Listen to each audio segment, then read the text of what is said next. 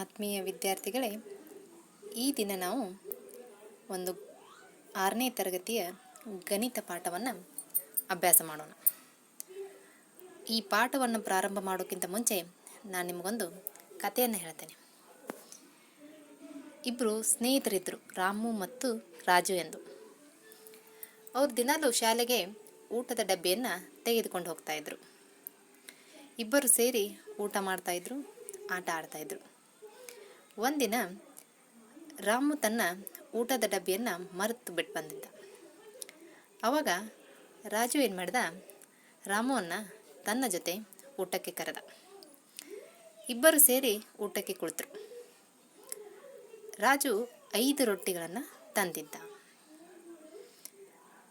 ಮೊದಲಿಗೆ ಇಬ್ಬರು ಸೇರಿ ಹಂಚಿಕೊಂಡು ತಿನ್ನಕ್ಕೆ ಕೂತರು.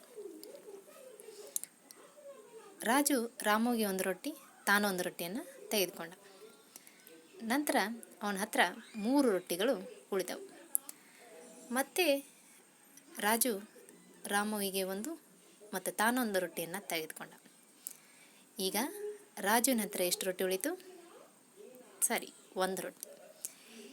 ಈ 1 ರೊಟ್ಟಿಯನ್ನು ರಾಜು ಯಾವ ರೀತಿ ಹಂಚ್ಕೋಬೇಕು? ಸರಿ, ರಾಜು ಏನು ಮಾಡಿದ, ತಾನು ಅರ್ಧ ಮತ್ತು ರಾಮುವಿಗೆ ಅರ್ಧ ರೊಟ್ಟಿಯನ್ನು ಕೊಟ್ಟ. ಹಾಗಾದರೆ ಮಕ್ಕಳೇ, ಇಬ್ಬರು ಹತ್ರ ಎಷ್ಟು ರೊಟ್ಟಿ ಉಳಿತು? ಸರಿ, ನೀವು ಉತ್ತರ ಹೇಳಿದ್ದು ಸರಿ. ನೀವು ಊಹೆ ಮಾಡಿದ್ದು ಸರಿ. ಇಬ್ಬರ ಹತ್ರ 2.5 ಮತ್ತು 2.5 ರೊಟ್ಟಿ ಇತ್ತು. ಅಂದರೆ 2 ಮತ್ತು ಅರ್ಧ ರೊಟ್ಟಿ ಅಂತ. ಈ ಅರ್ಧ ಅನ್ನೋದೇನಪ್ಪ ಅಂದರೆ ಭಿನ್ನ ರಾಶಿ ಅಂತ. ಇವಾಗ ನಾವು ಭಿನ್ನ ರಾಶಿಯ ಬಗ್ಗೆ ತಿಳಿದುಕೊಳ್ಳೋಣ. ಹಾಗಾದರೆ ಭಿನ್ನ ರಾಶಿ ಅಂದ್ರೇನು ಅನ್ನೋದನ್ನು ಮೊದಲಿಗೆ ನಾವು ತಿಳಿದುಕೊಳ್ಳೋಣ.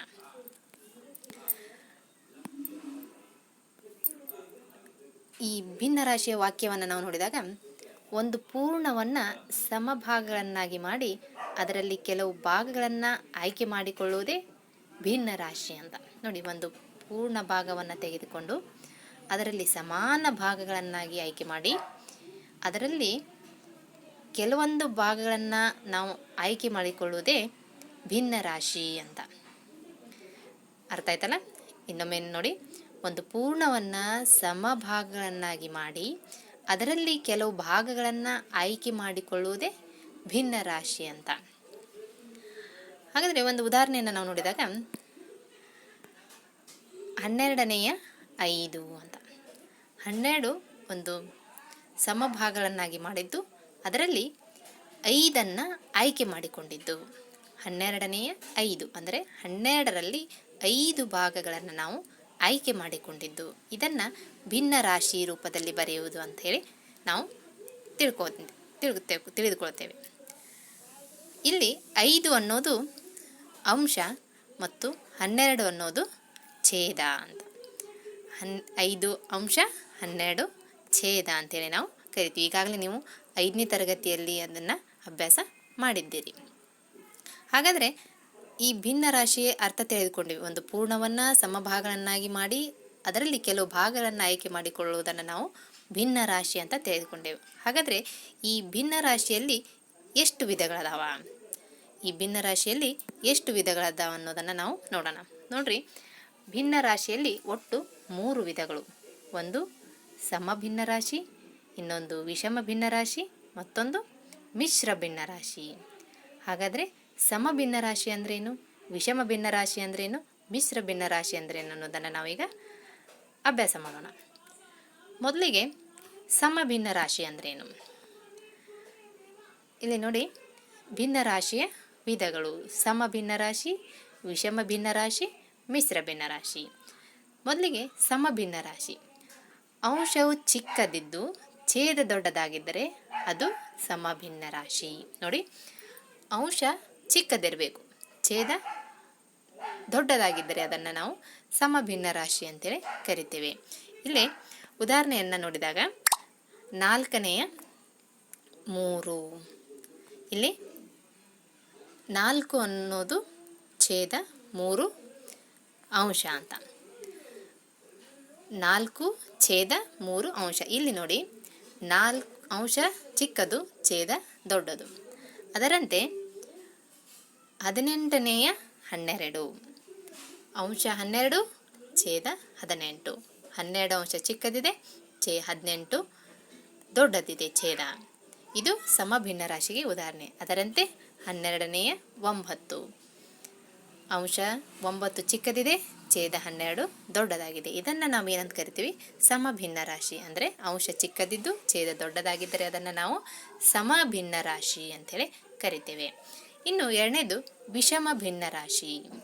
ವಿಷಮ ಭಿನ್ನ ರಾಶಿ ಅಂದರೆ ಏನು? ಇಲ್ಲಿ ಅಂಶ ದೊಡ್ಡದಾಗಿರಬೇಕು, ಛೇದ ಚಿಕ್ಕದಾಗಿರಬೇಕು. ಅಂಶ ದೊಡ್ಡದಾಗಿರಬೇಕು, ಛೇದ ಚಿಕ್ಕದಾಗಿದ್ದರೆ ಅಂತಹ ಭಿನ್ನ ರಾಶಿಯನ್ನು ನಾವೇನು ಕರಿತೀವಿ? ವಿಷಮ ಭಿನ್ನ ರಾಶಿ ಅಂಥೇಳಿ ಕರಿತೇವೆ.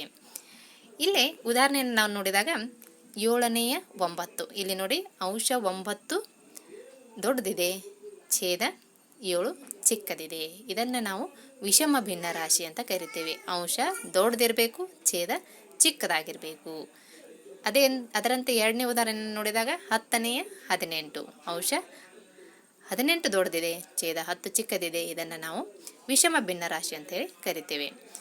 ಅದರಂತೆ ಮುಂದಿನ ಉದಾಹರಣೆಯನ್ನು ನೋಡಿದಾಗ 15/32 ಇಲ್ಲಿ ಅಂಶ 32, ಛೇದ 15. ಅಂಶ 32 15ಕ್ಕಿಂತ ದೊಡ್ಡದಾಗಿರುವುದರಿಂದ ಇದು ವಿಷಮ ಭಿನ್ನ ರಾಶಿ ಅಂತೇಳಿ ಕರಿತೇವೆ. ಇನ್ನು ಕೊನೆಯದಾಗಿ ಮಿಶ್ರ ಭಿನ್ನ ರಾಶಿ.